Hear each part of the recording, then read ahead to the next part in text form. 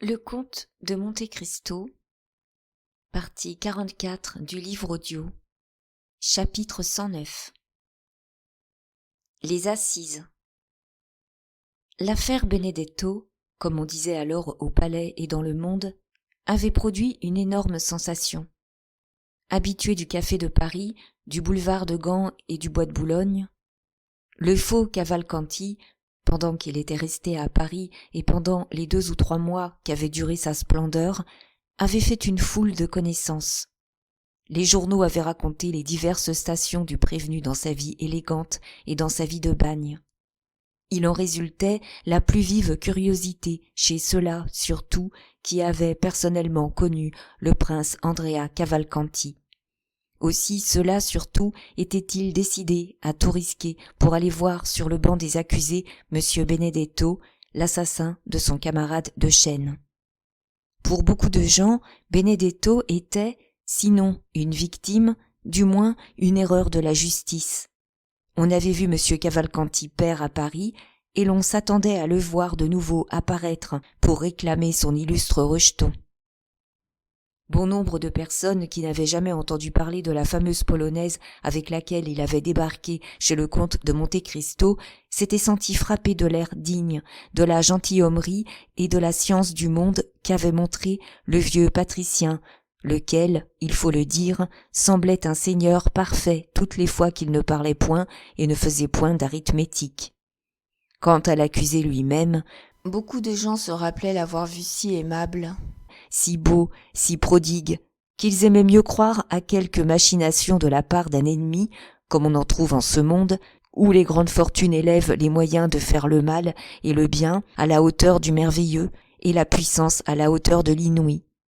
Chacun accourut donc à la séance de la cour d'assises, les uns pour savourer le spectacle, les autres pour le commenter. Dès 7 heures du matin, on faisait queue à la grille, et 1 heure avant l'ouverture de la séance, la salle était déjà pleine de privilégiés. Avant l'entrée de la cour, et même souvent après, une salle d'audience, les jours de grands procès ressemblent fort à un salon où beaucoup de gens se reconnaissent, s'abordent quand ils sont assez près les uns des autres pour ne pas perdre leur place, se font des signes quand ils sont séparés par un trop grand nombre de populaires, d'avocats et de gendarmes. Il faisait une de ces magnifiques journées d'automne qui nous dédommagent parfois d'un été absent ou écourté. Les nuages que M. de Villefort avait vus le matin rayer le soleil levant s'étaient dissipés comme par magie et laissaient luire dans toute sa pureté un des derniers, un des plus doux jours de septembre. Beauchamp, un des rois de la presse, et par conséquent ayant son trône partout, lorgnait à droite et à gauche. Il aperçut Château-Renaud et Debray qui venaient de gagner les bonnes grâces d'un sergent de ville et qu'il avait décidé à se mettre derrière eux, au lieu de les masquer, comme c'était son droit. Le digne agent avait flairé le secrétaire du ministre et le millionnaire. Il se montra plein d'égards pour ses nobles voisins et leur permit même d'aller rendre visite à Beauchamp en leur promettant de leur garder leur place. « Eh bien, dit Beauchamp, nous venons donc voir notre ami. »« Eh, mon Dieu, oui, répondit Debray, ce digne prince. Que le diable soit des princes italiens, va. Un homme qui avait eu Dante pour généalogiste et qui remontait à la divine comédie. Noblesse de corde, dit flegmatiquement Château-Renaud. Il sera condamné, n'est-ce pas? Demanda Debray à Beauchamp. Eh, mon cher, répondit le journaliste, c'est à vous, ce me semble, qu'il faut demander cela. Vous connaissez mieux que nous autres l'air du bureau. Avez-vous vu le président à la dernière soirée de votre ministre? Oui. Que vous a-t-il dit? Une chose qui va vous étonner. Ah? Parlez donc vite, alors, cher ami, il y a si longtemps qu'on ne me dit plus rien de ce genre-là. Eh bien, il m'a dit que Benedetto, qu'on regarde comme un phénix de subtilité, comme un géant d'astuce, n'est qu'un filou très subalterne, très niais et tout à fait indigne des expériences qu'on fera après sa mort sur ses organes phrénologiques. Bah, fit Beauchamp, il jouait cependant très passablement le prince. Pour vous, Beauchamp, qui les détestez, ces malheureux princes, et qui êtes enchanté de leur trouver de mauvaises façons, mais pas pour moi, qui flaire d'instinct le gentilhomme et qui lève une famille aristocratique, quelle qu'elle soit, en vrai limier du blason. Ainsi, vous n'avez jamais cru à sa principauté? À sa principauté? Si. À son principat? Non. Pas mal, dit Debray. Je vous assure cependant que, pour tout autre que vous, il pouvait passer... Je l'ai vu chez les ministres. Ah oui, dit Château-Renaud, avec cela que vos ministres se connaissent en princes. Il y a du bon dans ce que vous venez de dire, Château-Renaud, répondit Beauchamp en éclatant de rire. La phrase est courte, mais agréable. Je vous demande la permission d'en user dans mon compte-rendu. Prenez, mon cher monsieur Beauchamp, dit Château-Renaud. Prenez. Je vous donne ma phrase pour ce qu'elle vaut. Mais, dit Debray à Beauchamp, si j'ai parlé au président, vous avez dû parler au procureur du roi, vous. Impossible. Depuis 8 jours, monsieur de Villefort se cèle. C'est tout naturel, cette suite étrange de chagrins domestiques, couronnée par la mort étrange de sa fille. La mort étrange? Que dites-vous donc là, Beauchamp? Ah oui, faites donc l'ignorant, sous prétexte que tout cela se passe chez la noblesse de robe, dit Beauchamp en appliquant son lorgnon à son œil et en le forçant de tenir tout seul. Mon cher monsieur, dit Château-Renaud, permettez-moi de vous dire que, pour le lorgnon, vous n'êtes pas de la force de Debray. Debray, donnez donc une leçon à monsieur Beauchamp. Tiens, dit Beauchamp, je ne me trompe pas. Quoi donc? C'est elle. Qui, elle? On la disait partie. Mademoiselle Eugénie, demanda Château-Renaud, serait-elle déjà revenue? Non, mais sa mère. Madame Danglars? Allons donc, dit Château-Renaud, impossible. 10 jours après la fuite de sa fille, 3 jours après la banqueroute de son mari. Debray rougit légèrement et suivit la direction du regard de Beauchamp. Allons donc, dit-il. C'est une femme voilée, une dame inconnue, quelque princesse étrangère. La mère du prince Cavalcanti, peut-être? Mais vous disiez, ou plutôt, vous alliez dire des choses fort intéressantes, Beauchamp, ce me semble. Moi? Oui, vous parliez de la mort étrange de Valentine. Ah oui, c'est vrai. Mais pourquoi donc madame de Villefort n'est-elle pas ici? Pauvre chère femme, dit Debray. Elle est sans doute occupée à distiller de l'eau de mélisse pour les hôpitaux et à composer des cosmétiques pour elle et pour ses amis. Vous savez qu'elle dépense à cet amusement 2 ou 3 000 écus par an, à ce que l'on assure. Au fait, vous avez raison. Pourquoi n'est-elle pas ici, madame de Villefort? Je l'aurais vue avec un grand plaisir. J'aime beaucoup cette femme. Et moi, dit Château-Renaud, je la déteste. Pourquoi? Je n'en sais rien. Pourquoi aime-t-on? Pourquoi déteste-t-on? Je la déteste par antipathie. Ou par instinct, toujours. Peut-être. Mais revenons à ce que vous disiez, Beauchamp. Eh bien, reprit Beauchamp, n'êtes-vous pas curieux de savoir, messieurs, pourquoi l'on meurt si dru dans la maison Villefort? Dru est joli, dit Château-Renaud. Mon cher, le mot se trouve dans Saint-Simon. Mais la chose se trouve chez monsieur de Villefort. Allons-y donc. Ma foi, dit Debray, j'avoue que je ne perds pas de vue cette maison tendue de deuil depuis 3 mois et avant-hier encore, à propos de Valentine, madame m'en parlait. Qu'est-ce que madame? Demanda Château-Renaud. La femme du ministre, pardieu. Ah, pardon, dit Château-Renaud. Je ne vais pas chez les ministres, moi, je laisse cela au prince. Vous n'étiez que beau, vous devenez flamboyant, baron. Prenez pitié de vous, ou vous allez nous brûler comme un autre Jupiter. Je ne dirai plus rien, dit Château-Renaud. Mais que diable, ayez pitié de moi, ne me donnez pas la réplique. Voyons, tâchons d'arriver au bout de notre dialogue, Beauchamp. Je vous disais donc que madame me demandait avant-hier des renseignements là-dessus. Instruisez-moi, je l'instruirai. Eh bien, messieurs, si l'on meurt si dru, je maintiens le mot, dans la maison Villefort, c'est qu'il y a un assassin dans la maison. Les 2 jeunes gens tressaillirent, car déjà plus d'une fois la même idée leur était venue. Et quel est cet assassin ? Demandèrent-ils. Le jeune Édouard. Un éclat de rire des deux auditeurs ne déconcerta aucunement l'orateur, qui continua. Oui, messieurs, le jeune Édouard, enfant phénoménal, qui tue déjà comme père et mère. C'est une plaisanterie. Pas du tout. J'ai pris hier un domestique qui sort de chez monsieur de Villefort. Écoutez bien ceci. Nous écoutons. Et que je vais renvoyer demain, parce qu'il mange énormément pour se remettre du jeûne de terreur qu'il s'imposait là-bas. Eh bien, il paraît que ce cher enfant a mis la main sur quelques flacons de drogue dont il use de temps en temps contre ceux qui lui déplaisent. D'abord ce fut bon papa et bonne maman de Saint-Méran qui lui déplurent, et il leur a versé 3 gouttes de son élixir. 3 gouttes suffisent. Puis ce fut le brave Barrois, vieux serviteur de bon papa Noirtier, lequel rudoyait de temps en temps l'aimable espiègle que vous connaissez. L'aimable espiègle lui a versé 3 gouttes de son élixir.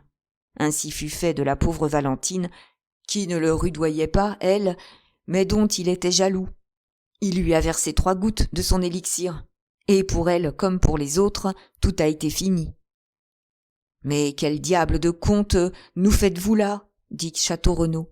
« Oui, dit Beauchamp, un conte de l'autre monde, n'est-ce pas ?»« C'est absurde, dit Debray. »« Ah !» reprit Beauchamp, voilà déjà que vous cherchez des moyens dilatoires. Que diable, demandez à mon domestique, ou plutôt à celui qui demain ne sera plus mon domestique. C'était le bruit de la maison. Mais cet élixir, où est-il ? Quel est-il ? Dame, l'enfant le cache. Où l'a-t-il pris ? Dans le laboratoire de madame sa mère. Sa mère a donc des poisons dans son laboratoire ? Est-ce que je sais, moi ? Vous venez me faire là des questions de procureur du roi. Je répète ce qu'on m'a dit, voilà tout. Je vous cite mon auteur. Je ne puis faire davantage. Le pauvre diable ne mangeait plus d'épouvante. C'est incroyable. Mais non, mon cher, ce n'est pas incroyable du tout. Vous avez vu l'an passé cet enfant de la rue de Richelieu qui s'amusait à tuer ses frères et sœurs en leur enfonçant une épingle dans l'oreille, tandis qu'ils dormaient. La génération qui nous suit est très précoce, mon cher. Mon cher, dit Château-Renaud, je parie que vous ne croyez pas un seul mot de ce que vous nous contez là. Mais je ne vois pas le comte de Monte Cristo. Comment donc n'est-il pas ici ? Il est blasé, lui, fit Debray, et puis il ne voudra point paraître devant tout le monde, lui qui a été la dupe de tous les Cavalcanti, lesquels sont venus à lui, à ce qu'il paraît, avec de fausses lettres de créance, de sorte qu'il en est pour 100 000 francs hypothéqués sur la principauté. « À propos, monsieur de Château-Renaud, demanda Beauchamp, comment se porte Morel ? Ma foi, dit le gentilhomme, voici 3 fois que je vais chez lui, et pas plus de Morel que sur la main. Cependant, sa sœur ne m'a point paru inquiète, et elle m'a dit avec un fort bon visage qu'elle ne l'avait pas vu non plus depuis 2 ou 3 jours, mais qu'elle était certaine qu'il se portait bien. Ah, j'y pense, le comte de Monte Cristo ne peut venir dans la salle, dit Beauchamp. Pourquoi cela ? Parce qu'il est acteur dans le drame. Est-ce qu'il a aussi assassiné quelqu'un ? Demanda Debray. Mais non, c'est lui, au contraire, qu'on a voulu assassiner. Vous savez bien que c'est en sortant de chez lui que ce bon monsieur de Caderousse a été assassiné par son petit Benedetto. Vous savez bien que c'est chez lui qu'on a retrouvé ce fameux gilet dans lequel était la lettre qui est venue déranger la signature du contrat. Voyez-vous le fameux gilet ? Il est là tout sanglant, sur le bureau, comme pièce de conviction. Ah, fort bien.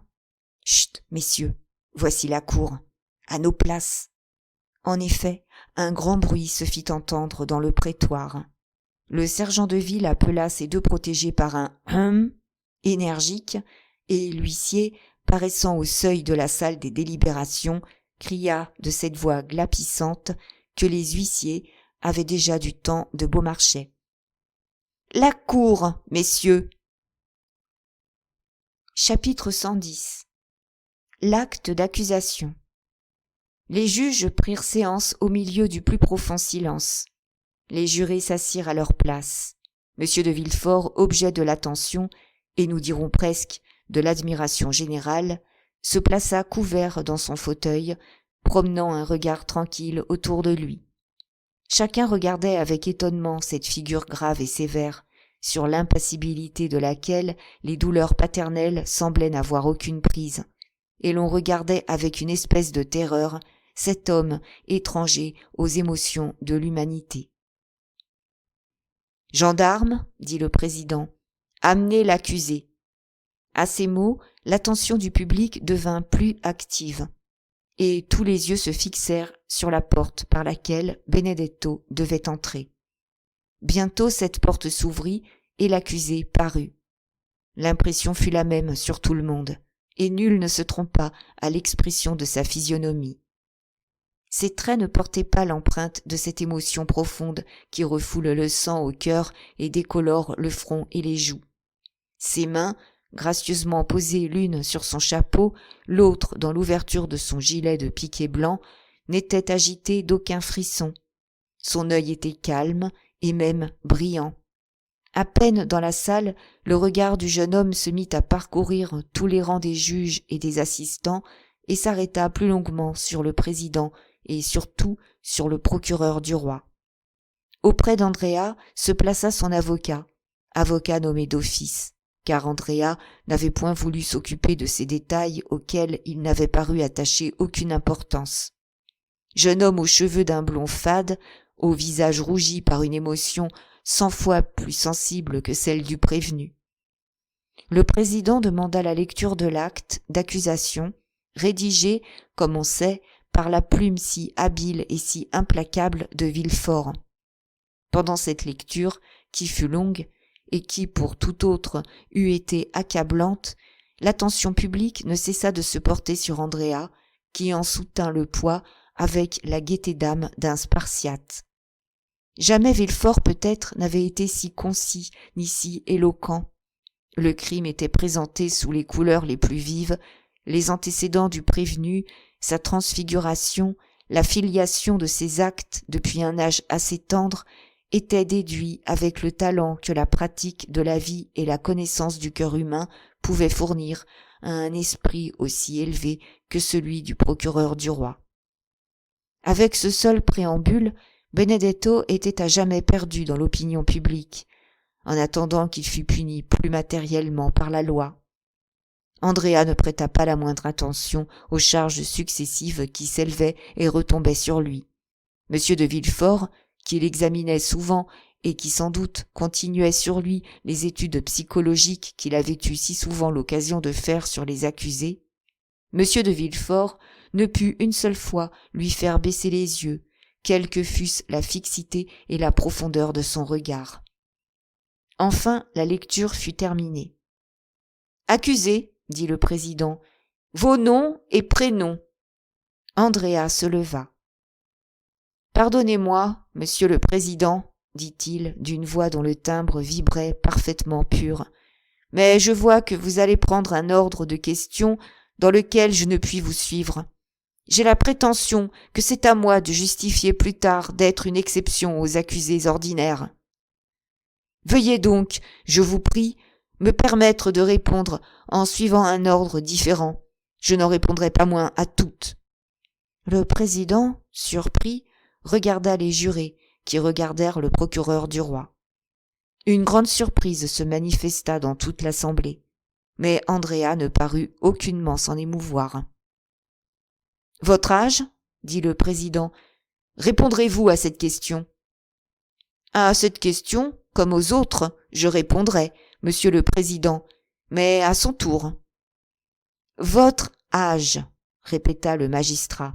« J'ai 21 ans, ou plutôt je les aurai seulement dans quelques jours, étant né dans la nuit du 27 au 28 septembre 1817. » Monsieur de Villefort, qui était à prendre note, leva la tête à cette date. « Où êtes-vous né ? » continua le président. « À Auteuil, près de Paris, » répondit Benedetto. Monsieur de Villefort leva une seconde fois la tête, regarda Benedetto comme il eût regardé la tête de Méduse, et devint livide. Quant à Benedetto, Il passa gracieusement sur ses lèvres le coin brodé d'un mouchoir de fine batiste. « Votre profession ?» demanda le président. « D'abord, j'étais faussaire, dit Andrea, le plus tranquillement du monde. Ensuite, je suis passé voleur. Et tout récemment, je me suis fait assassin. » Un murmure, ou plutôt une tempête d'indignation et de surprise éclata dans toutes les parties de la salle. Les juges eux-mêmes se regardèrent stupéfaits. Les jurés manifestèrent le plus grand dégoût pour le cynisme qu'on attendait si peu d'un homme élégant.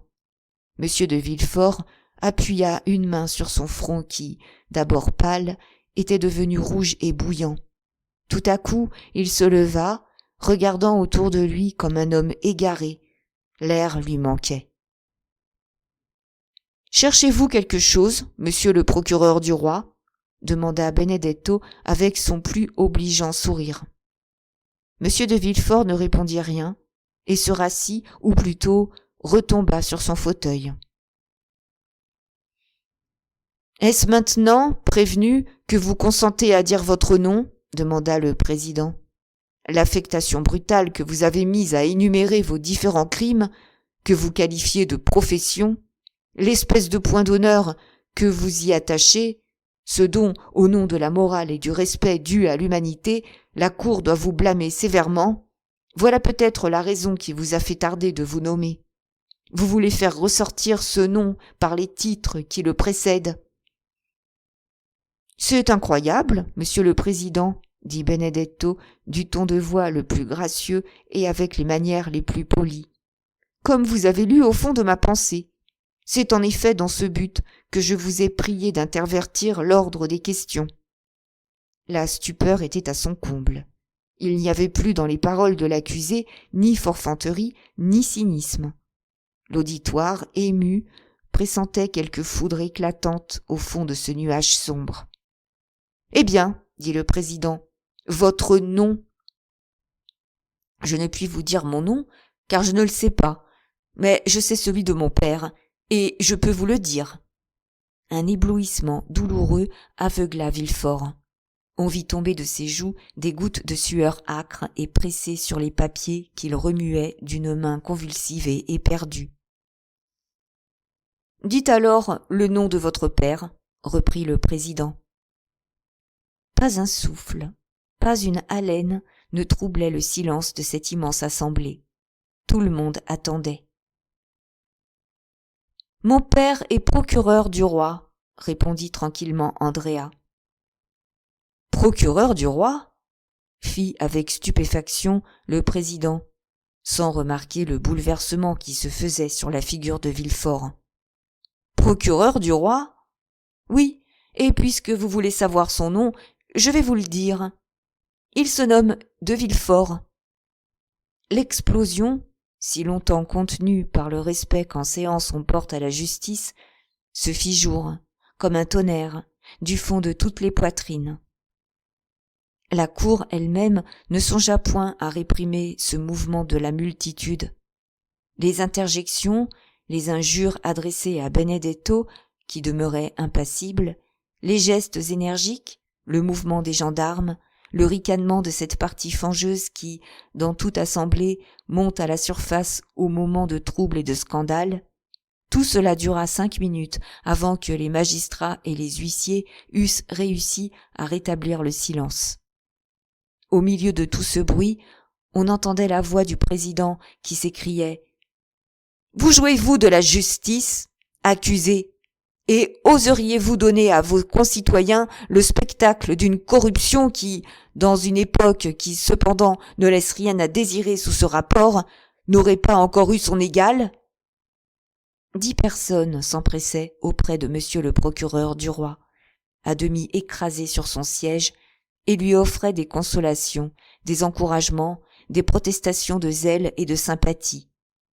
Le calme s'était rétabli dans la salle, à l'exception cependant d'un point où un groupe assez nombreux s'agitait et chuchotait. Une femme, disait-on, venait de s'évanouir. On lui avait fait respirer des sels, elle s'était remise. Andrea, pendant tout ce tumulte, avait tourné sa figure souriante vers l'assemblée. Puis, s'appuyant enfin d'une main sur la rampe de chêne de son banc, et cela dans l'attitude de la plus gracieuse.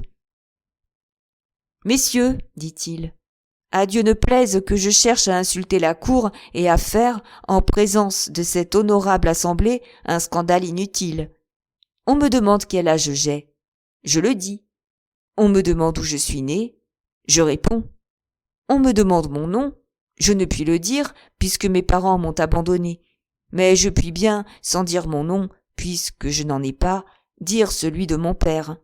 Or, je le répète, mon père se nomme Monsieur de Villefort, et je suis tout prêt à le prouver. » Il y avait dans l'accent du jeune homme une certitude, une conviction, une énergie qui réduisent le tumulte au silence. Les regards se portèrent un moment sur le procureur du roi, qui gardait sur son siège l'immobilité d'un homme que la foudre vient de changer en cadavre. « Messieurs, continua Andrea en commandant le silence du geste et de la voix, je vous dois la preuve et l'explication de mes paroles. »« Mais, s'écria le président irrité, vous avez déclaré dans l'instruction vous nommer Benedetto. Vous avez dit être orphelin, et vous vous êtes donné la Corse pour patrie. J'ai dit à l'instruction ce qu'il m'a convenu de dire à l'instruction. Mais je ne voulais pas que l'on affaiblît ou que l'on arrêtât ce qui n'eût point manqué d'arriver, le retentissement solennel que je voulais donner à mes paroles. Maintenant, je vous répète que je suis né à Auteuil, dans la nuit du 27 au 28 septembre 1817, et que je suis le fils de monsieur le procureur du roi de Villefort. Maintenant, voulez-vous des détails? Je vais vous en donner. Je naquis au premier de la maison numéro 28, rue de la Fontaine, dans une chambre tendue de damas rouge. Mon père me prit dans ses bras en disant à ma mère que j'étais mort, m'enveloppa dans une serviette marquée d'un H et d'un N, et m'emporta dans le jardin où il m'enterra vivant. Un frisson parcourut tous les assistants quand ils virent que grandissait l'assurance du prévenu avec l'épouvante de monsieur de Villefort. « Mais comment savez-vous tous ces détails ?» demanda le président. « Je vais vous le dire, monsieur le président. Dans le jardin où mon père venait de m'ensevelir, s'était, cette nuit-là même, introduit un homme qui lui en voulait mortellement et qui le guettait depuis longtemps pour accomplir sur lui une vengeance corse. L'homme était caché dans un massif. Il vit mon père enfermer un dépôt dans la terre et le frappa d'un coup de couteau au milieu même de cette opération. Puis, croyant que ce dépôt était quelque trésor, il ouvrit la fosse et me trouva vivant encore. Cet homme me porta à l'hospice des enfants trouvés, où je fus inscrit sous le numéro 57. 3 mois après, sa sœur fit le voyage de Rogliano à Paris pour me venir chercher, me réclama comme son fils et m'emmena. Voilà comment, quoique né à Auteuil, je fus élevé en Corse. Il y eut un instant de silence, mais d'un silence si profond que, sans l'anxiété que semblaient respirer 1000 poitrines, on eût cru la salle vide. « Continuez, » dit la voix du président. « Certes, » continua Benedetto, « je pouvais être heureux chez ces braves gens qui m'adoraient, mais mon naturel pervers l'emporta sur toutes les vertus qu'essayait de verser dans mon cœur ma mère adoptive. Je grandis dans le mal, et je suis arrivé au crime. Enfin, un jour que je maudissais Dieu de m'avoir fait si méchant et de me donner une si hideuse destinée, mon père adoptif est venu me dire « Ne blasphème pas, malheureux, car Dieu t'a donné le jour sans colère. Le crime vient de ton père et non de toi, de ton père qui t'a voué à l'enfer si tu mourais, à la misère si un miracle te rendait au jour. Dès lors, j'ai cessé de blasphémer Dieu, mais j'ai maudit mon père. Et voilà pourquoi j'ai fait entendre ici les paroles que vous m'avez reprochées, monsieur le président. Voilà pourquoi j'ai causé le scandale dont frémit encore cette assemblée. Si c'est un crime de plus, punissez-moi. Mais si je vous ai convaincu que dès le jour de ma naissance, ma destinée était fatale, douloureuse, amère, lamentable, plaignez-moi. Mais votre mère, demanda le président. Ma mère me croyait mort. Ma mère n'est point coupable. Je n'ai pas voulu savoir le nom de ma mère. Je ne la connais pas. En ce moment, un cri aigu, qui se termina par un sanglot, retentit au milieu du groupe qui entourait, comme nous l'avons dit, une femme. Cette femme tomba dans une violente attaque de nerfs et fut enlevée du prétoire. Tandis qu'on l'emportait, le voile épais qui cachait son visage s'écarta et l'on reconnut Madame Danglars.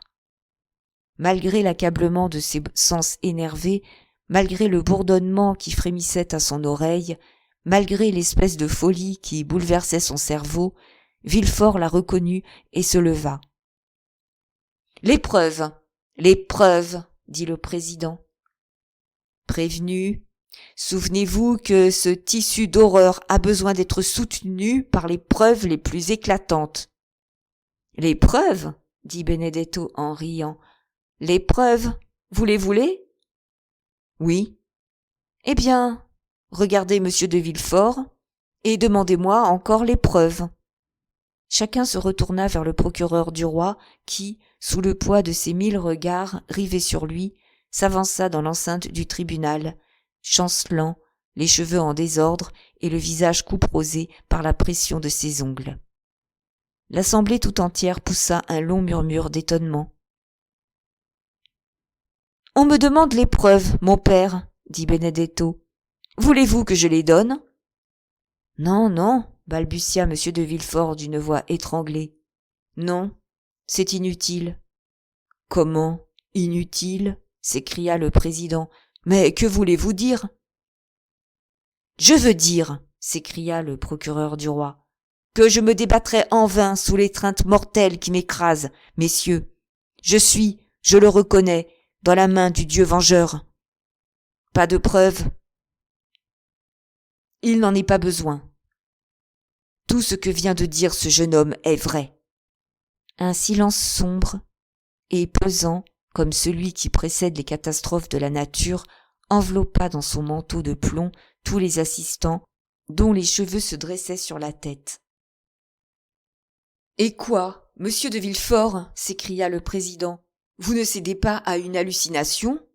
Quoi ? Vous jouissez de la plénitude de vos facultés ? On concevrait qu'une accusation si étrange, si imprévue, si terrible, ait troublé vos esprits. Voyons, remettez-vous. » Le procureur du roi secoua la tête.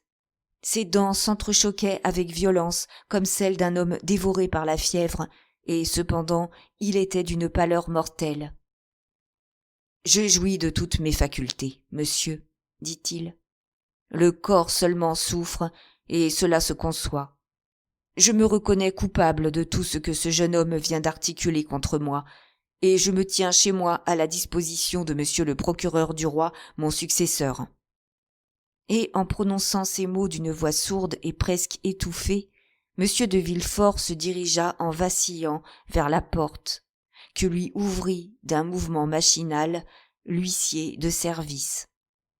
L'assemblée tout entière demeura muette et consternée par cette révélation et par cet aveu, qui faisait un dénouement si terrible aux différentes péripéties qui, depuis 15 jours, avaient agité la haute société parisienne.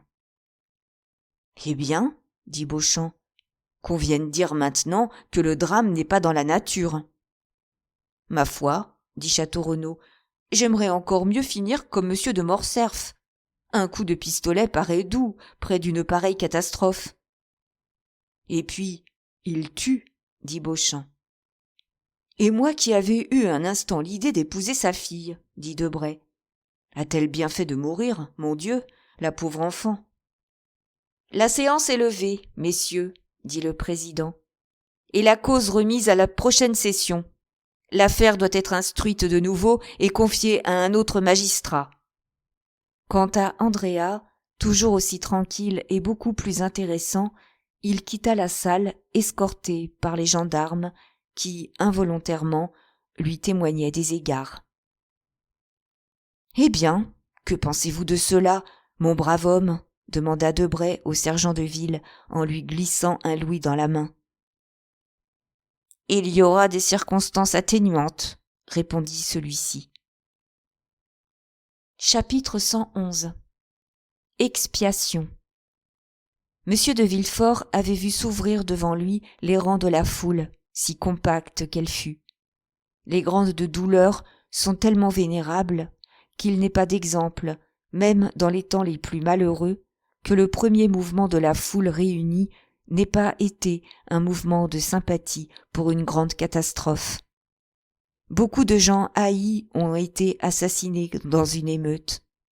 Rarement un malheureux, fût-il criminel, a été insulté par les hommes qui assistaient à sa condamnation à mort. Villefort traversa donc la haie des spectateurs, des gardes, des gens du palais, et s'éloigna, reconnu coupable de son propre aveu, mais protégé par sa douleur. Il est des situations que les hommes saisissent avec leur instinct, mais qu'ils ne peuvent commenter avec leur esprit. Le plus grand poète, dans ce cas, est celui qui pousse le cri le plus véhément et le plus naturel. La foule prend ce cri pour un récit tout entier, et elle a raison de s'en contenter, et plus raison encore de le trouver sublime quand il est vrai. Du reste, il serait difficile de dire l'état de stupeur dans lequel était Villefort en sortant du palais, de peindre cette fièvre qui faisait battre chaque artère, raidissait chaque fibre, gonflait à la briser chaque veine et disséquait chaque point du corps mortel en des millions de souffrances. Villefort se traîna le long des corridors, guidé seulement par l'habitude. Il jeta de ses épaules la toge magistrale, non qu'il pensât à la quitter pour la convenance, mais parce qu'elle était à ses épaules un fardeau accablant, une tunique de Nessus féconde en torture. Il arriva chancelant jusqu'à la cour Dauphine, aperçut sa voiture, réveilla le cocher en ouvrant la portière lui-même et se laissa tomber sur les coussins en montrant du doigt la direction du faubourg Saint-Honoré. Le cocher partit. Tout le poids de sa fortune écroulée venait de retomber sur sa tête. Ce poids l'écrasait. Il n'en savait pas les conséquences. Il ne les avait pas mesurées. Il les sentait. Il ne raisonnait pas son code comme le froid meurtrier qui commente un article connu. Il avait Dieu au fond du cœur. Dieu, murmurait-il sans savoir même ce qu'il disait. Dieu, Dieu. Il ne voyait que Dieu derrière l'éboulement qui venait de se faire. La voiture roulait avec vitesse. Villefort, en s'agitant sur ses coussins, sentit quelque chose qui le gênait. Il porta la main à cet objet. C'était un éventail oublié par madame de Villefort entre le coussin et le dossier de la voiture. Cet éventail éveilla un souvenir, et ce souvenir fut un éclair au milieu de la nuit. Villefort songea à sa femme. « Oh !» s'écria-t-il, comme si un fer rouge lui traversait le cœur. En effet, depuis 1 heure, il n'avait plus sous les yeux qu'une face de sa misère, et voilà que tout à coup il s'en offrait une autre à son esprit, et une autre non moins terrible. Cette femme, il venait de faire avec elle le juge inexorable, il venait de la condamner à mort, et elle, frappée de terreur, écrasée par le remords, abîmée sous la honte qu'il venait de lui faire avec l'éloquence de son irréprochable vertu, elle, pauvre femme faible et sans défense contre un pouvoir absolu et suprême, elle se préparait peut-être en ce moment même à mourir. 1 heure s'était déjà écoulée depuis sa condamnation. Sans doute, en ce moment, elle repassait tous ses crimes dans sa mémoire. Elle demandait grâce à Dieu, elle écrivait une lettre pour implorer à genoux le pardon de son vertueux époux, pardon qu'elle achetait de sa mort. Villefort poussa un second rugissement de douleur et de rage. « Ah !» s'écria-t-il en se roulant sur le satin de son carrosse. « Cette femme n'est devenue criminelle que parce qu'elle m'a touché. Je suis le crime, moi, et elle a gagné le crime comme on gagne le typhus, comme on gagne le choléra, comme on gagne la peste. Et je la punis. J'ai osé lui dire « Repentez-vous et mourrez !» Moi ? Oh, non, non, elle vivra, elle me suivra. Nous allons fuir, quitter la France, aller devant nous tant que la terre pourra nous porter. Je lui parlais d'échafaud. Grand Dieu, comment ai-je osé prononcer ce mot? Mais, moi aussi, l'échafaud m'attend. Nous fuirons. Oui, je me confesserai à elle. Oui, tous les jours, je lui dirai, en m'humiliant, que, moi aussi, j'ai commis un crime. Oh, alliance du tigre et du serpent. Oh, digne femme d'un mari tel que moi. Il faut qu'elle vive. Il faut que mon infamie fasse pâlir la sienne. Et Villefort enfonça plutôt qu'il ne baissa la glace du devant de son coupé. Vite, plus vite, s'écria-t-il d'une voix qui fit bondir le cocher sur son siège. Les chevaux, emportés par la peur, volèrent jusqu'à la maison. Oui, oui, se répétait Villefort à mesure qu'il se rapprochait de chez lui. Oui, il faut que cette femme vive. Il faut qu'elle se repente et qu'elle élève mon fils, mon pauvre enfant, le seul, avec l'indestructible vieillard qui ait survécu à la destruction de la famille. Elle l'aimait. C'est pour lui qu'elle a tout fait. Il ne faut jamais désespérer du cœur d'une mère qui aime son enfant. Elle se repentira. Nul ne saura qu'elle fut coupable. Ces crimes commis chez moi, et dont le monde s'inquiète déjà, ils seront oubliés avec le temps, ou si quelque ennemi s'en souvienne, eh bien, je les prendrai sur ma liste de crimes.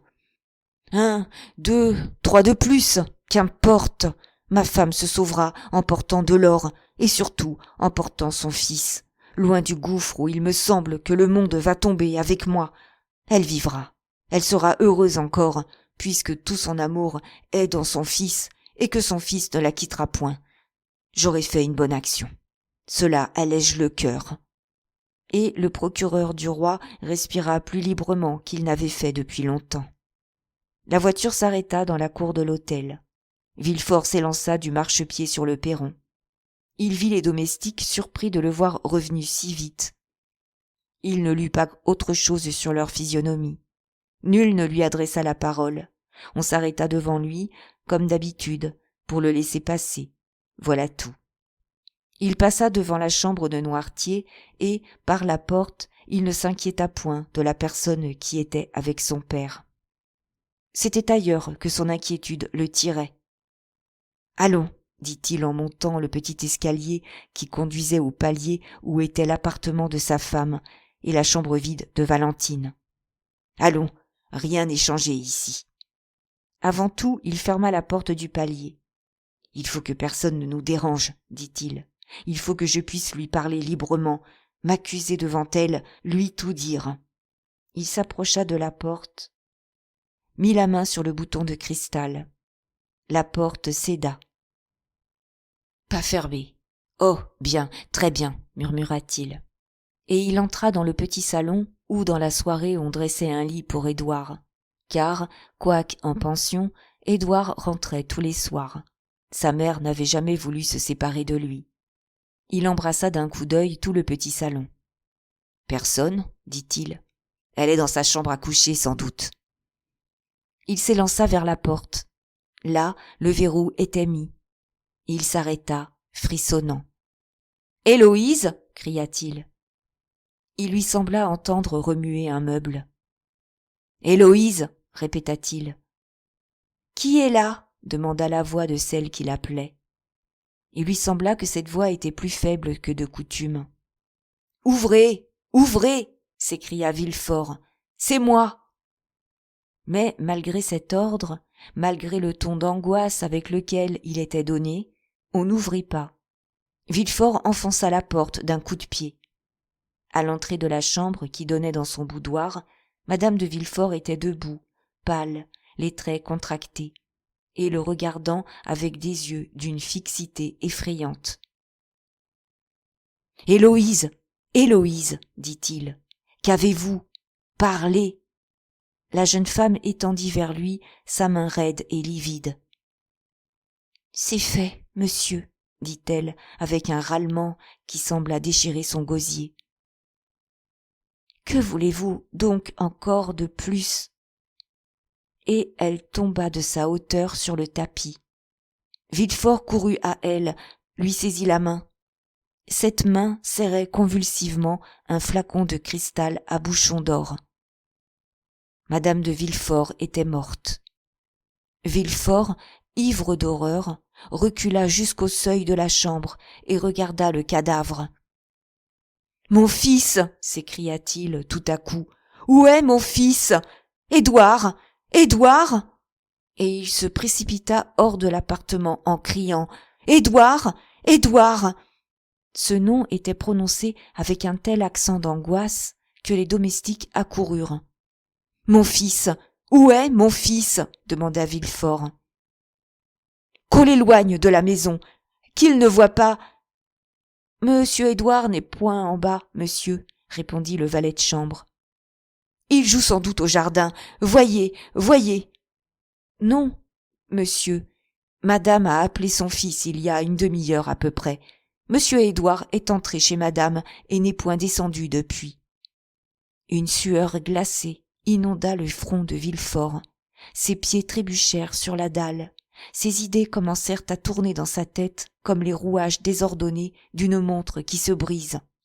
« Chez madame ?» murmura-t-il. « Chez madame ?»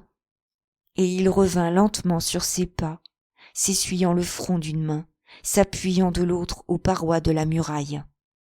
En rentrant dans la chambre, il fallait revoir le corps de la malheureuse femme. Pour appeler Édouard, il fallait réveiller l'écho de cet appartement changé en cercueil. Parler, c'était violer le silence de la tombe. Villefort sentit sa langue paralysée dans sa gorge. « Édouard, Édouard !» balbutia-t-il. L'enfant ne répondait pas.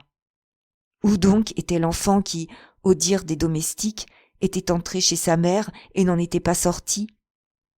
Villefort fit un pas en avant. Le cadavre de madame de Villefort était couché en travers de la porte du boudoir dans lequel se trouvait nécessairement Édouard. Ce cadavre semblait veiller sur le seuil avec des yeux fixes et ouverts, avec une épouvantable et mystérieuse ironie sur les lèvres. Derrière le cadavre, la portière relevée laissait voir une partie du boudoir, un piano et le bout d'un divan de satin bleu. Villefort fit 3 ou 4 pas en avant, et sur le canapé, il aperçut son enfant couché. L'enfant dormait, sans doute. Le malheureux eut un élan de joie indicible. Un rayon de pure lumière descendit dans cet enfer où il se débattait. Il ne s'agissait donc que de passer par-dessus le cadavre, d'entrer dans le boudoir, de prendre l'enfant dans ses bras et de fuir avec lui, loin, bien loin. Villefort n'était plus cet homme dont son exquise corruption faisait le type de l'homme civilisé. C'était un tigre blessé à mort qui laisse ses dents brisées dans sa dernière blessure. Il n'avait plus peur des préjugés, mais des fantômes. Il prit son élan et bondit par-dessus le cadavre, comme s'il se fût agi de franchir un brasier dévorant. Il enleva l'enfant dans ses bras, le serrant, le secouant, l'appelant. L'enfant ne répondait point. Il colla ses lèvres avides à ses joues étaient livides et glacées. Il palpa ses membres raidis. Il appuya sa main sur son cœur ne battait plus. L'enfant était mort. Un papier plié en 4 tomba de la poitrine d'Édouard. Villefort, foudroyé, se laissa aller sur ses genoux. L'enfant s'échappa de ses bras inertes et roula du côté de sa mère. Villefort ramassa le papier, reconnut l'écriture de sa femme et le parcourut avidement. Voici ce qu'il contenait. « Vous savez si j'étais bonne mère, puisque c'est pour mon fils que je me suis faite criminelle. Une bonne mère ne part pas sans son fils. » Villefort ne pouvait en croire ses yeux. Villefort ne pouvait en croire sa raison. Il se traîna vers le corps d'Édouard, qu'il examina encore une fois avec cette attention minutieuse que met la lionne à regarder son lionceau mort. Puis un cri déchirant s'échappa de sa poitrine. « Dieu !» murmura-t-il. « Toujours Dieu !» Ces 2 victimes l'épouvantaient. Il sentait monter en lui l'horreur de cette solitude peuplée de 2 cadavres. Tout à l'heure, il était soutenu par la rage, cette immense faculté des hommes forts, par le désespoir, cette vertu suprême de l'agonie qui poussait les titans à escalader le ciel, Ajax à montrer le poing aux dieux. Villefort courba sa tête sous le poids des douleurs. Il se releva sur ses genoux, secoua ses cheveux humides de sueur, hérissés d'effroi, et celui-là, qui n'avait jamais eu pitié de personne, s'en alla trouver le vieillard, son père, pour avoir, dans sa faiblesse, quelqu'un à qui raconter son malheur, quelqu'un près de qui pleurer. Il descendit l'escalier que nous connaissons et entra chez Noirtier. Quand Villefort entra, Noirtier paraissait attentif à écouter aussi affectueusement que le permettait son immobilité l'abbé Busoni, toujours aussi calme et aussi froid que de coutume. Villefort, en apercevant l'abbé, porta la main à son front. Le passé lui revint comme une de ces vagues dont la colère soulève plus d'écume que les autres vagues.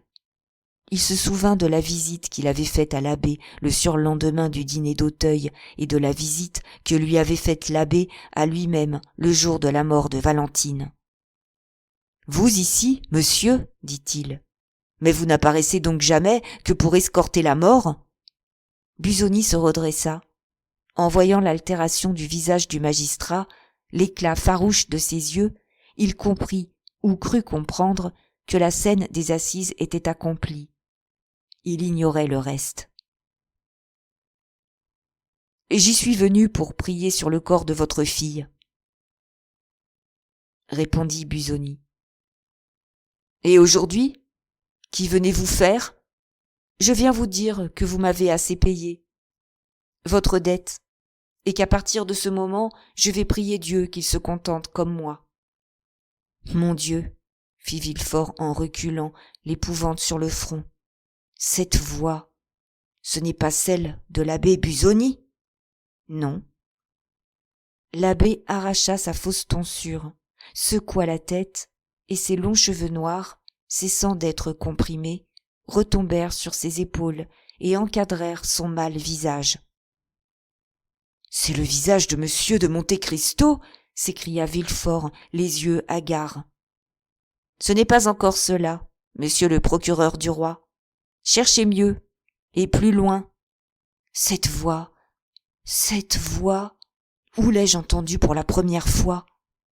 Vous l'avez entendue pour la première fois à Marseille, il y a 23 ans, le jour de votre mariage avec mademoiselle de Saint-Méran. Cherchez dans vos dossiers. Vous n'êtes pas Busoni ? Vous n'êtes pas Monte Cristo ? Mon Dieu, vous êtes cet ennemi caché, implacable, mortel. J'ai fait quelque chose contre vous à Marseille. Oh, malheur à moi. Oui, tu as raison. C'est bien cela, dit le comte en croisant les bras sur sa large poitrine. Cherche, cherche. Mais que t'ai-je donc fait ? S'écria Villefort, dont l'esprit flottait déjà sur la limite où se confondent la raison et la démence, dans ce brouillard qui n'est plus le rêve et qui n'est pas encore le réveil. Que t'ai-je fait ? Dis, parle. Vous m'avez condamné à une morte lente et hideuse. Vous avez tué mon père. Vous m'avez ôté l'amour avec la liberté et la fortune avec l'amour. Qui êtes-vous ? Qui êtes-vous donc, mon Dieu ? Je suis le spectre d'un malheureux que vous avez enseveli dans les cachots du château d'If. À ce spectre sorti enfin de sa tombe, Dieu a mis le masque du comte de Monte Cristo, et il l'a couvert de diamants et d'or pour que vous le reconnaissiez qu'aujourd'hui. Ah, je te reconnais, dit le procureur du roi. Je suis Edmond Dantès. Tu es Edmond Dantès, s'écria le procureur du roi en saisissant le comte par le poignet. Alors, viens. Et il l'entraîna par l'escalier, dans lequel Monte Cristo, étonné, le suivit, ignorant lui-même où le procureur du roi le conduisait et pressentant quelque nouvelle catastrophe. « Tiens, Edmond Dantès, dit-il en montrant au comte le cadavre de sa femme et le corps de son fils. « Tiens, regarde, es-tu bien vengé ?» Monte Cristo pâlit, à cet effroyable spectacle. Il comprit qu'il venait d'outrepasser les droits de la vengeance. Il comprit qu'il ne pouvait plus dire « Dieu est pour moi et avec moi ». Il se jeta avec un sentiment d'angoisse inexprimable sur le corps de l'enfant, rouvrit ses yeux, tâta le pouls et s'élança avec lui dans la chambre de Valentine, qu'il referma à double tour. « Mon enfant !» s'écria Villefort. « Il emporte le cadavre de mon enfant ! Oh, malédiction, malheur, mort sur toi !» Et il voulut s'élancer après Monte Cristo, mais, comme dans un rêve, il sentit ses pieds prendre racine. Ses yeux se dilatèrent à briser leurs orbites. Ses doigts recourbés sur la chair de sa poitrine s'y enfoncèrent graduellement jusqu'à ce que le sang rougît ses ongles. Les veines de ses tempes se gonflèrent d'esprits bouillants qui allèrent soulever la voûte trop étroite de son crâne et noyèrent son cerveau dans un déluge de feu. Cette fixité dura plusieurs minutes, jusqu'à ce que l'effroyable bouleversement de la raison fût accompli. Alors il jeta un grand cri suivi d'un long éclat de rire et se précipita par les escaliers. Un quart d'heure après, la chambre de Valentine se rouvrit et le comte de Monte Cristo reparut. Pâle, l'œil morne, la poitrine oppressée, tous les traits de cette figure ordinairement si calme et si noble étaient bouleversés par la douleur. Il tenait dans ses bras l'enfant auquel aucun secours n'avait pu rendre la vie. Il mit un genou en terre et le déposa religieusement près de sa mère, la tête posée sur sa poitrine. Puis, se relevant, il sortit et rencontrant un domestique sur l'escalier. « Où est monsieur de Villefort ?» demanda-t-il. Le domestique, sans lui répondre, étendit la main du côté du jardin. Monte Cristo descendit le perron, s'avança vers l'endroit désigné et vit, au milieu de ses serviteurs, faisant cercle autour de lui, Villefort, une bêche à la main, et fouillant la terre avec une espèce de rage. « Ce n'est pas encore ici, disait-il, ce n'est pas encore ici. Et il fouillait plus loin. Monte Cristo s'approcha de lui et tout bas. Monsieur, lui dit-il d'un ton presque humble, vous avez perdu un fils, mais Villefort l'interrompit. Il n'avait ni écouté ni entendu. « Oh, je le retrouverai, dit-il. Vous avez beau prétendre qu'il n'y est pas, je le retrouverai. Dussé-je le chercher jusqu'au jour du jugement dernier. » Monte Cristo recula avec terreur. « Oh, dit-il, il est fou. » Et, comme s'il eût craint que les murs de la maison maudite ne s'écroulassent sur lui, il s'élança dans la rue, doutant pour la première fois qu'il eût le droit de faire ce qu'il avait fait. « Oh, assez, assez comme cela, dit-il. Sauvons le dernier. » En rentrant chez lui, Monte Cristo rencontra Morrel qui errait dans l'hôtel des Champs-Élysées, silencieux comme une ombre qui attend le moment fixé par Dieu pour rentrer dans son tombeau. « Apprêtez-vous, Maximilien, lui dit-il avec un sourire. Nous quittons Paris demain. »« N'avez-vous plus rien à y faire ?» demanda Morrel. « Non, répondit Monte Cristo, et Dieu veuille que je n'y ai pas trop fait. » Chapitre 112. Le départ. Les événements qui venaient de se passer préoccupaient tout Paris. Emmanuel et sa femme se les racontaient avec une surprise bien naturelle dans leur petit salon de la rue Meslay. Ils rapprochaient ces trois catastrophes aussi soudaines qu'inattendues de Morcerf, de Danglars et de Villefort. Maximilien, qui était venu leur faire une visite, les écoutait, ou plutôt assistait à leur conversation, plongé dans son insensibilité habituelle. « En vérité, disait Julie, ne dirait-on pas, Emmanuel, que tous ces gens riches, si heureux hier, avaient oublié, dans le calcul sur lequel ils avaient établi leur fortune, leur bonheur et leur considération, la part du mauvais génie, et que celui-ci, comme les méchantes fées des contes de Perrault, qu'on a négligé d'inviter à quelque noce ou à quelque baptême, est apparu tout à coup pour se venger de ce fatal oubli.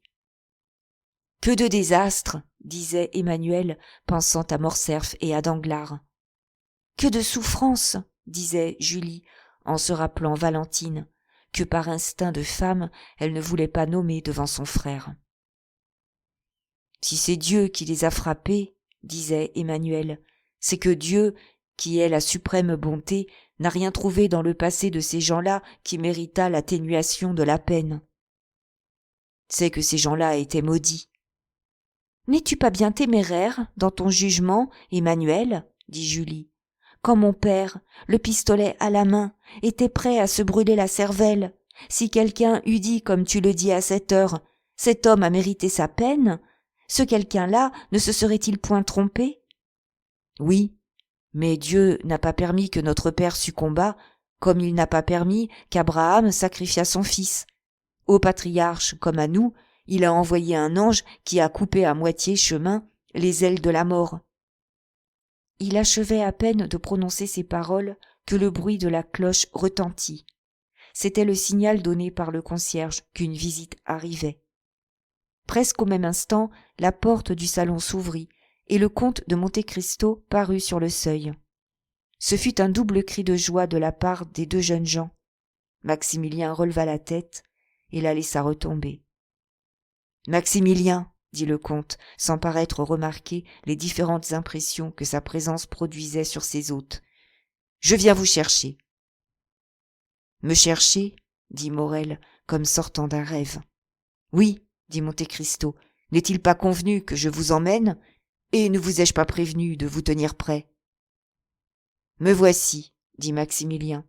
J'étais venu leur dire adieu. »« Et où allez-vous, monsieur le comte ?» demanda Julie. « À Marseille, d'abord, madame. »« À Marseille ?» répétèrent ensemble les deux jeunes gens. « Oui, et je vous prends votre frère. »« Hélas, monsieur le comte, dit Julie, rendez-nous le guéri. » Morrel se détourna pour cacher sa rougeur. « Vous vous êtes donc aperçu qu'il était souffrant ?» dit le comte.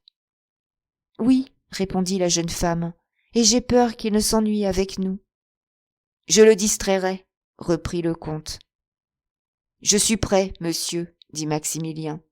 Adieu, mes bons amis. Adieu, Emmanuel. Adieu, Julie. »« Comment, adieu ?» s'écria Julie. « Vous partez ainsi tout de suite, sans préparation, sans passeport ?»« Ce sont les délais qui doublent le chagrin des séparations, » dit Monte-Cristo. Et Maximilien, j'en suis sûr, a dû se précautionner de toutes choses. Je le lui avais recommandé. J'ai mon passeport, et mes malles sont faites, dit Morrel avec sa tranquillité monotone. Fort bien, dit Monte-Cristo en souriant. On reconnaît là l'exactitude d'un bon soldat.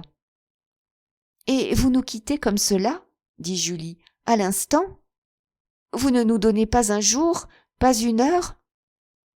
Ma voiture est à la porte, madame. Il faut que je sois à Rome dans 5 jours. Mais Maximilien ne va pas à Rome, dit Emmanuel. Je vais où il plaira au comte de me mener, dit Morrel avec un triste sourire. Je lui appartiens pour 1 mois encore. Oh, mon Dieu, comme il dit cela, monsieur le comte. Maximilien m'accompagne, dit le comte avec sa persuasive affabilité. Tranquillisez-vous donc sur votre frère. Adieu, ma sœur, répéta Morrel. Adieu, Emmanuel. Il me navre le cœur avec sa nonchalance, dit Julie. Oh, Maximilien, Maximilien, tu nous caches quelque chose. Bah, dit Monte-Cristo, vous le verrez revenir gai, riant et joyeux. Maximilien lança à Monte-Cristo un regard presque dédaigneux, presque irrité. Partons, dit le comte. Avant que vous partiez, monsieur le comte, dit Julie, me permettez-vous de vous dire tout ce que l'autre jour... Madame, répliqua le comte en lui prenant les 2 mains, tout ce que vous me diriez ne vaudra jamais ce que je lis dans vos yeux et que votre cœur a pensé. ce que le mien a ressenti. Comme les bienfaiteurs de romans, j'eusse dû partir sans vous revoir, mais cette vertu était au-dessus de mes forces, parce que je suis un homme faible et vaniteux, parce que le regard humide, joyeux et tendre de mes semblables me fait du bien. Maintenant je pars, et je pousse l'égoïsme jusqu'à vous dire « Ne m'oubliez pas, mes amis, car probablement vous ne me reverrez jamais. » « Ne plus vous revoir » s'écria Emmanuel, tandis que deux grosses larmes roulaient sur les joues de Julie. « Ne plus vous revoir ! Mais ce n'est donc pas un homme, c'est donc un Dieu qui nous quitte, et ce Dieu va donc remonter au ciel après être apparu sur la terre pour y faire le bien. »« Ne dites pas cela, » reprit vivement Monte Cristo. « Ne dites jamais cela, mes amis. Les dieux ne font jamais le mal, les dieux s'arrêtent où ils veulent s'arrêter. Le hasard n'est pas plus fort qu'eux, et ce sont eux, au contraire, qui maîtrisent le hasard. Non, je suis un homme, Emmanuel, et votre admiration est aussi injuste que vos paroles sont sacrilèges. » Et serrant sur ses lèvres la main de Julie, qui se précipita dans ses bras, il tendit l'autre main à Emmanuel. Puis, s'arrachant de cette maison, doux nid dont le bonheur était l'hôte, il attira derrière lui d'un signe Maximilien, passif, insensible et consterné, comme il l'était depuis la mort de Valentine. « Rendez la joie à mon frère, » dit Julie à l'oreille de Monte Cristo. Monte Cristo lui serra la main comme il la lui avait serrée 11 ans auparavant sur l'escalier qui conduisait au cabinet de Morel. « Vous fiez-vous toujours à Simbad le marin ?» lui demanda-t-il en souriant. « Oh oui !»« Eh bien, donc, endormez-vous dans la paix et dans la confiance du Seigneur. » Comme nous l'avons dit, la chaise de poste attendait. 4 chevaux vigoureux hérissaient leurs crins et frappaient le pavé avec impatience. Au bas du perron, Ali attendait, le visage luisant de sueur. Il paraissait arriver d'une longue course. « Eh bien, » lui demanda le comte en arabe, « as-tu été chez le vieillard ?» Ali fit signe que oui. « Et tu lui as déployé la lettre sous les yeux ainsi que je te l'avais ordonné ?»« Oui, » fit encore respectueusement l'esclave. « Et qu'a-t-il dit ? Ou plutôt, qu'a-t-il fait ?» Ali se plaça sous la lumière, de façon que son maître pût le voir, et, imitant avec son intelligence si dévouée la physionomie du vieillard, il ferma les yeux comme faisait Noirtier lorsqu'il voulait dire « oui ». « Bien, il accepte, » dit Monte Cristo. « Partons. » Il avait à peine laissé échapper ce mot que déjà la voiture roulait et que les chevaux faisaient jaillir du pavé une poussière d'étincelles. Maximilien s'accommoda dans son coin sans dire un seul mot. Une demi-heure s'écoula. La calèche s'arrêta tout à coup. Le comte venait de tirer le cordonnet de soie qui correspondait au doigt d'Ali. Le Nubien descendit et ouvrit la portière. La nuit étincelait d'étoiles. On était au haut de la montée de Villejuif, sur le plateau d'où Paris, comme une sombre mer, agite ses millions de lumières qui paraissent des flots phosphorescents.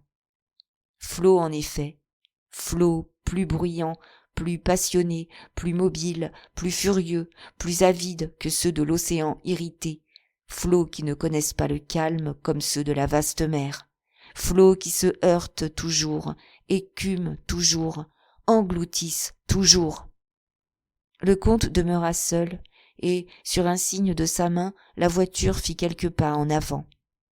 Alors il considéra longtemps, les bras croisés, cette fournaise où viennent se fondre, se tordre et se modeler toutes ces idées qui s'élancent du gouffre bouillonnant pour aller agiter le monde. Puis, lorsqu'il eut bien arrêté son regard puissant sur cette Babylone qui fait rêver les poètes religieux comme les railleurs matérialistes, « Grande ville », murmura-t-il en inclinant la tête et en joignant les mains, comme s'il eût prié. « Voilà moins de 6 mois que j'ai franchi tes portes. Je crois que l'Esprit de Dieu m'y avait conduit. Il m'en ramène triomphant. Le secret de ma présence dans tes murs, je l'ai confié à ce Dieu qui seul a pu lire dans mon cœur. Seul il connaît que je me retire sans haine et sans orgueil, mais non sans regret. Seul il sait que je n'ai fait usage, ni pour moi, ni pour de vaines causes, de la puissance qu'il m'avait confiée. Oh, grande ville, c'est dans ton sein palpitant que j'ai trouvé ce que je cherchais. Mineur patient, j'ai remué tes entrailles pour en faire sortir le mal. Maintenant, mon œuvre est accomplie. Ma mission est terminée. Maintenant, tu ne peux plus m'offrir ni joie ni douleur. Adieu, Paris. Adieu. Son regard se promena encore sur la vaste plaine comme celui d'un génie nocturne. Puis, passant la main sur son front, il remonta dans sa voiture qui se referma sur lui et qui disparut bientôt de l'autre côté de la montée dans un tourbillon de poussière et de bruit. Ils firent 2 lieues sans prononcer une seule parole. Morel rêvait, Monte Cristo le regardait rêver. « Morel, lui dit le comte, vous repentiriez-vous de m'avoir suivi ? » ?»« Non, monsieur le comte, mais quitter Paris. » »« Si j'avais cru que le bonheur vous attendit à Paris, Morel, je vous y eusse laissé. C'est à Paris que Valentine repose, et quitter Paris, c'est la perdre une seconde fois. »« Maximilien, dit le comte, les amis que nous avons perdus ne reposent pas dans la terre. Ils sont ensevelis dans notre cœur, et c'est Dieu qui l'a voulu ainsi pour que nous en fussions toujours accompagnés. Moi, j'ai 2 amis qui m'accompagnent toujours ainsi. L'un est celui qui m'a donné la vie, l'autre est celui qui m'a donné l'intelligence. Leur esprit à tous 2 vit en moi.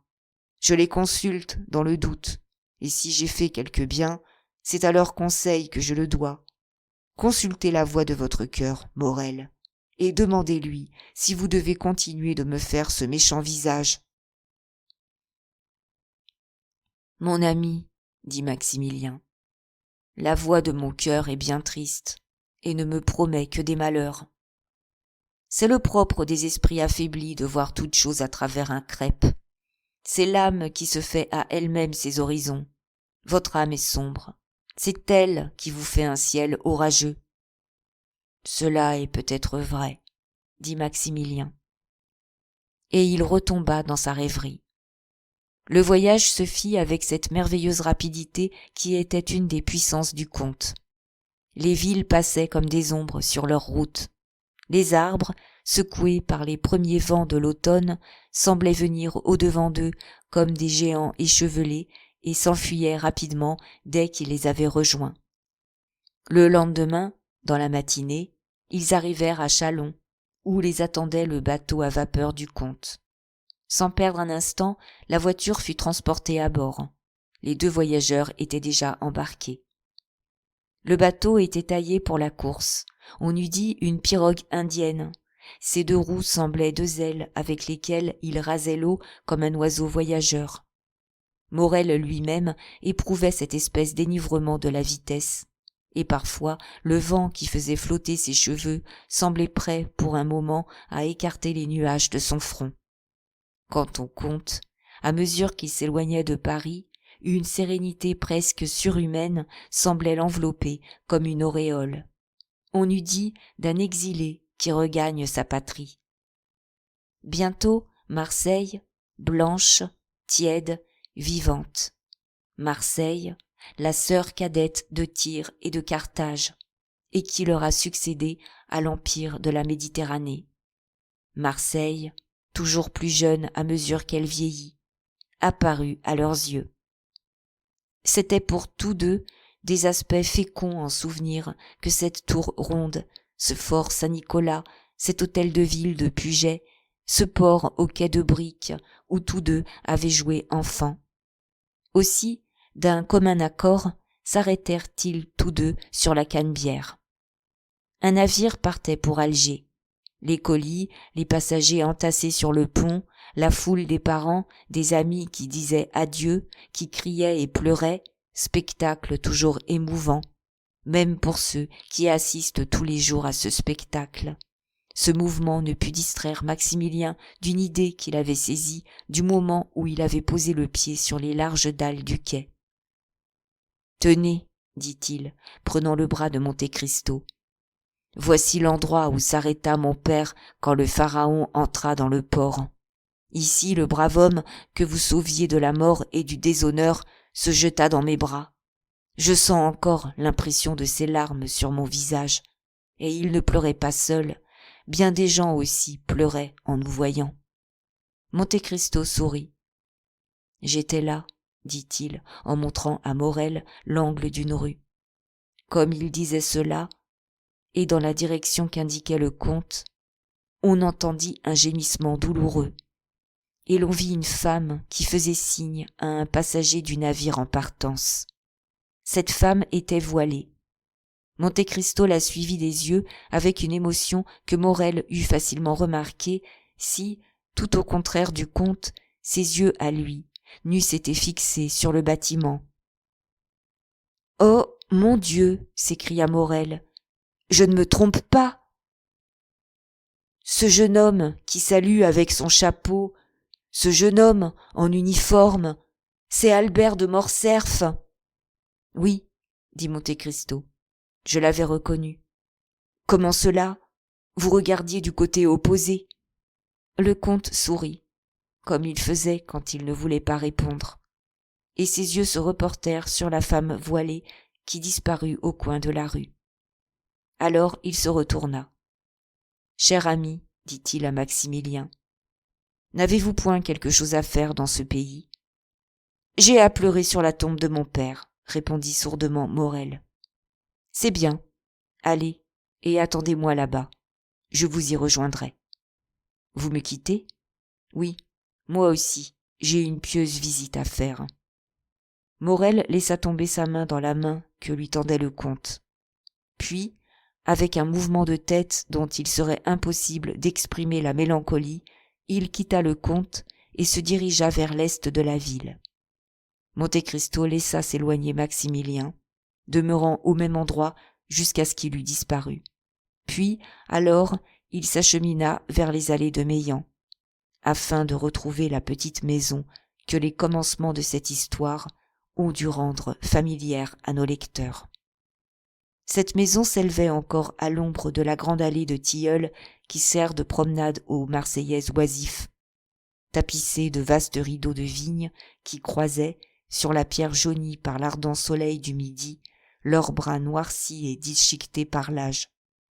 Deux marches de pierre, usées par le frottement des pieds, conduisaient à la porte d'entrée, porte faite de 3 planches qui jamais, malgré leur réparation annuelle, n'avaient connu le mastic et la peinture, attendant patiemment que l'humidité revînt pour les approcher.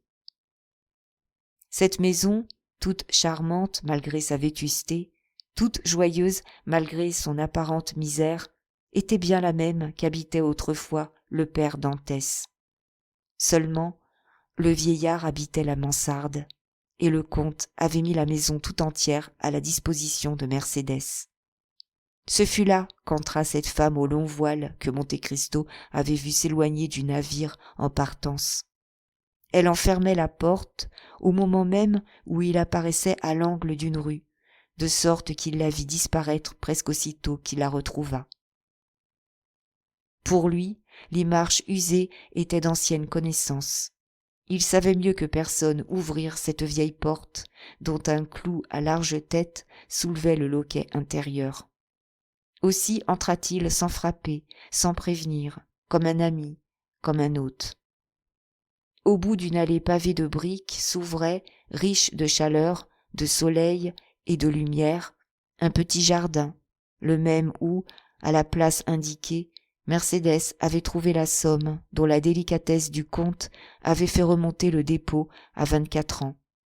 Du seuil de la porte de la rue, on apercevait les premiers arbres de ce jardin. Arrivé sur le seuil, Monte Cristo entendit un soupir qui ressemblait à un sanglot.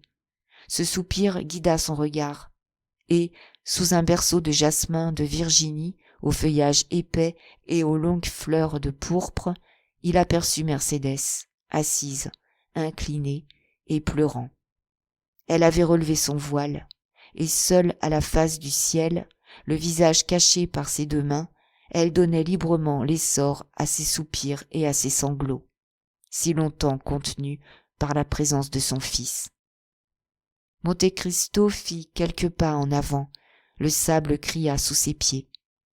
Mercédès releva la tête et poussa un cri d'effroi en voyant un homme devant elle. « Madame, dit le comte, il n'est plus en mon pouvoir de vous apporter le bonheur, mais je vous offre la consolation. Daignerez-vous l'accepter comme vous venant d'un ami ? » « Je suis, en effet, bien malheureuse, » répondit Mercédès, « seule au monde. Je n'avais que mon fils, et il m'a quittée. »« Il a bien fait, madame, » répliqua le comte. « C'est un noble cœur. Il a compris que tout homme doit un tribut à la patrie. Les uns leur talent, les autres leur industrie. Ceux-ci leur veille, ceux-là leur sang. En restant avec vous, il eût usé près de vous sa vie, devenue inutile. Il n'aurait pu s'accoutumer à vos douleurs. Il serait devenu haineux par impuissance. Il deviendra grand et fort en luttant contre son adversité qu'il changera en fortune. Laissez-le reconstituer votre avenir à tous deux, madame. J'ose vous promettre qu'il est en de sûres mains. « Oh » dit la pauvre femme en secouant tristement la tête, « cette fortune dont vous parlez, et que du fond de mon âme je prie Dieu de lui accorder, je n'en jouirai pas, moi.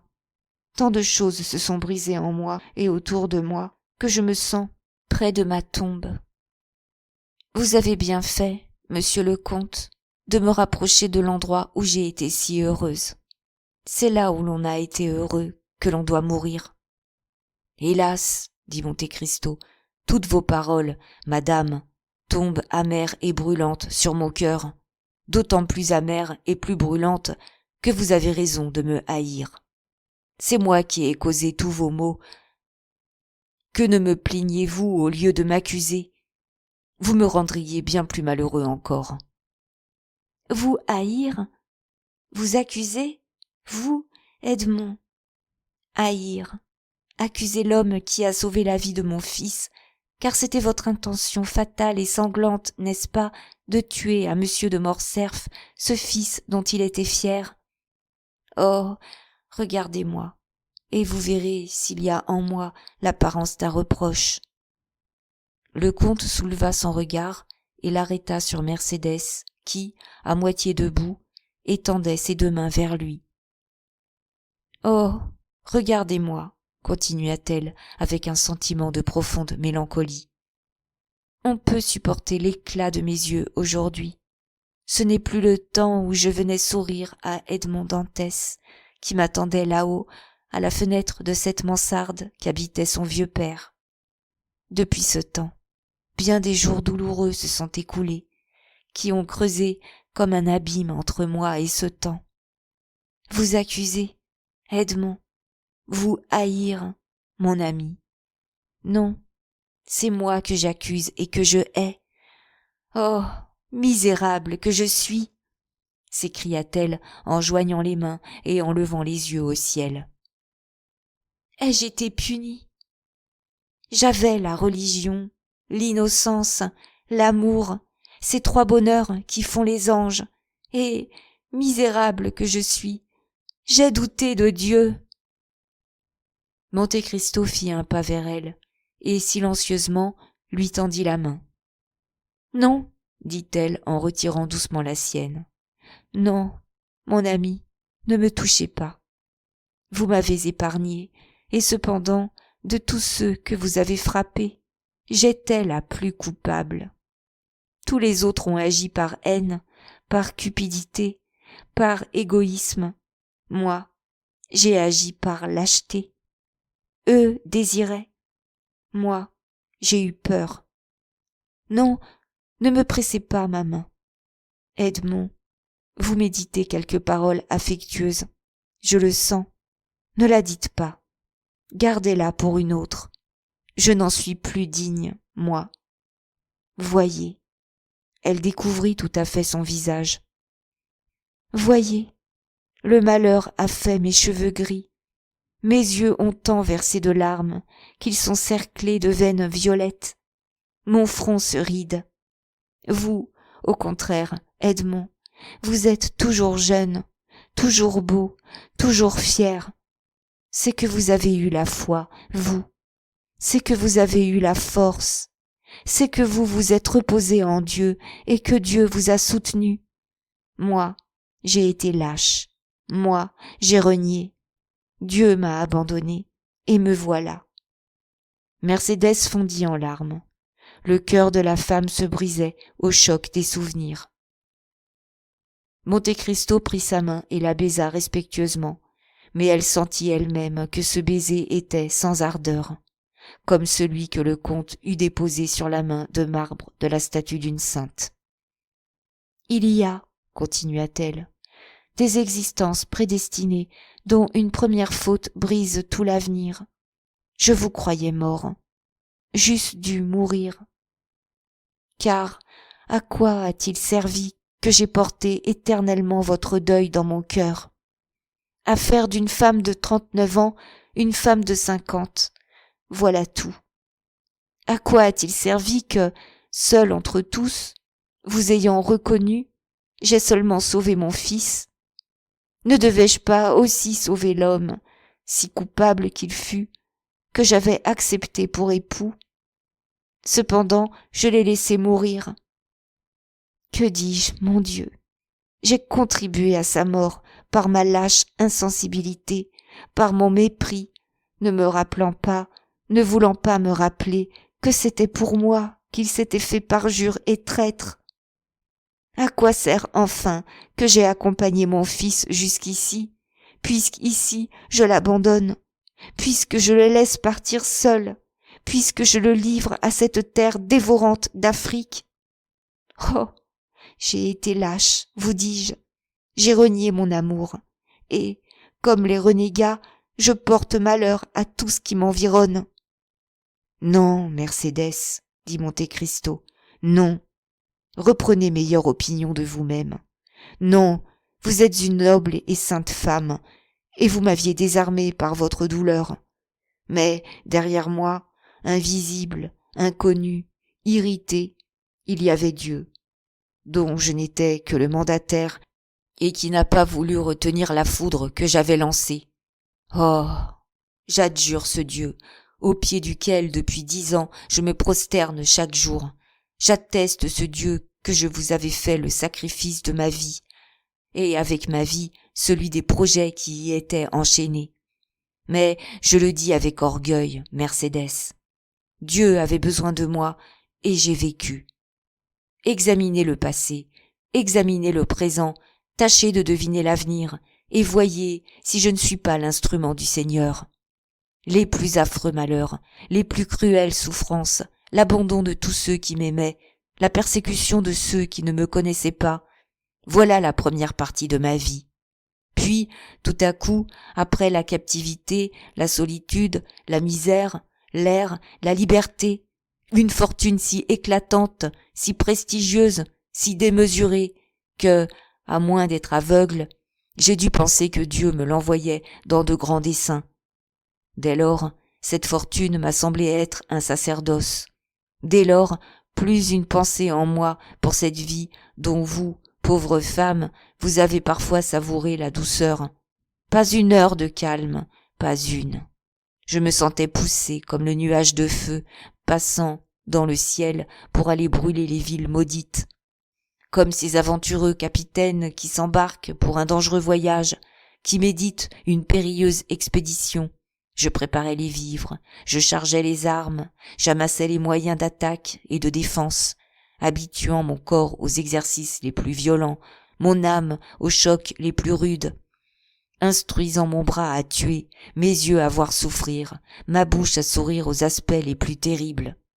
De bon, de confiant, d'oublieux que j'étais, je me suis fait vindicatif, dissimulé, méchant, ou plutôt impassible comme la sourde et aveugle fatalité. Alors je me suis lancé dans la voie qui m'était ouverte, j'ai franchi l'espace, j'ai touché au but. Malheur à ceux que j'ai rencontrés sur mon chemin. Assez, dit Mercédès. Assez, Edmond. Voyez que celle qui a pu seule vous reconnaître a pu seule aussi vous comprendre. Or, Edmond, celle qui a su vous reconnaître, celle qui a pu vous comprendre, celle-là, l'eussiez-vous rencontrée sur votre route et l'eussiez-vous brisée comme verre, celle-là a dû vous admirer, Edmond. Comme il y a un abîme entre moi et le passé, il y a un abîme entre vous et les autres hommes, et ma plus douloureuse torture, je vous le dis, c'est de comparer. Car il n'y a rien au monde qui vous vaille, rien qui vous ressemble. Maintenant, dites-moi adieu, Edmond, et séparons-nous. Avant que je vous quitte, que désirez-vous, Mercédès ? Demanda Monte Cristo. Je ne désire qu'une chose, Edmond, que mon fils soit heureux.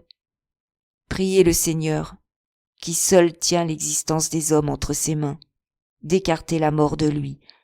Moi, je me charge du reste. Merci, Edmond. Mais vous, Mercédès, moi, je n'ai besoin de rien. Je vis entre deux tombes. L'une est celle d'Edmond Dantès, mort il y a si longtemps. Je l'aimais.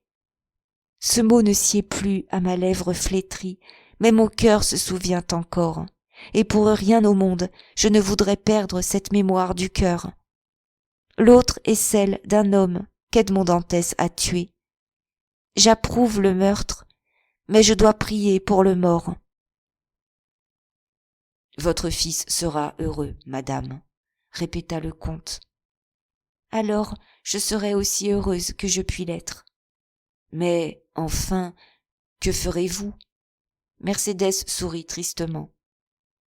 Vous dire que je vivrai dans ce pays comme la Mercédès d'autrefois, c'est-à-dire en travaillant, vous ne le croiriez pas. Je ne sais plus que prier, mais je n'ai point besoin de travailler.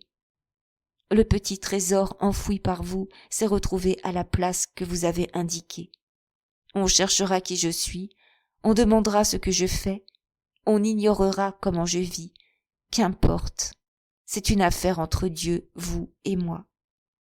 Mercédès, dit le comte, je ne vous en fais pas un reproche, mais vous avez exagéré le sacrifice en abandonnant toute cette fortune amassée par M. de Morcerf et dont la moitié revenait de droit à votre économie et à votre vigilance.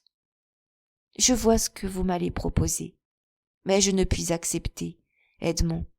Mon fils me le défendrait.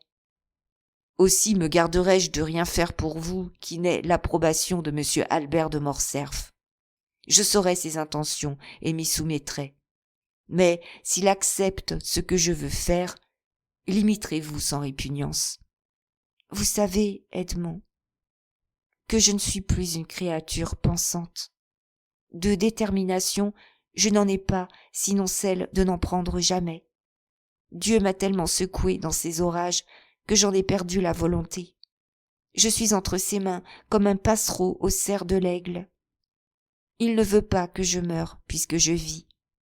S'il m'envoie des secours, c'est qu'il le voudra et je les prendrai. Prenez garde, madame, dit Monte Cristo. Ce n'est pas ainsi qu'on adore Dieu. Dieu veut qu'on le comprenne et qu'on discute sa puissance. C'est pour cela qu'il nous a donné le libre arbitre. Malheureux, s'écria Mercédès, ne me parlez pas ainsi. Si je croyais que Dieu m'eût donné le libre arbitre, que me resterait-il donc pour me sauver du désespoir ? Monte Cristo pâlit légèrement et baissa la tête, écrasé par cette véhémence de la douleur. « Ne voulez-vous pas me dire au revoir ?» fit-il en lui tendant la main. « Au contraire, je vous dis au revoir, » répliqua Mercédès en lui montrant le ciel avec solennité. « C'est vous prouver que j'espère encore. » Et après avoir touché la main du comte de sa main frissonnante, Mercédès s'élança dans l'escalier et disparut aux yeux du comte. Monte Cristo alors sortit lentement de la maison et reprit le chemin du port. Mais Mercédès ne le vit point s'éloigner. quoiqu'elle fût à la fenêtre de la petite chambre du père de Danglars. Ses yeux cherchaient au loin le bâtiment qui emportait son fils vers la vaste mer. Il est vrai que sa voix, comme malgré elle, murmurait tout bas: « Edmond, Edmond, Edmond !»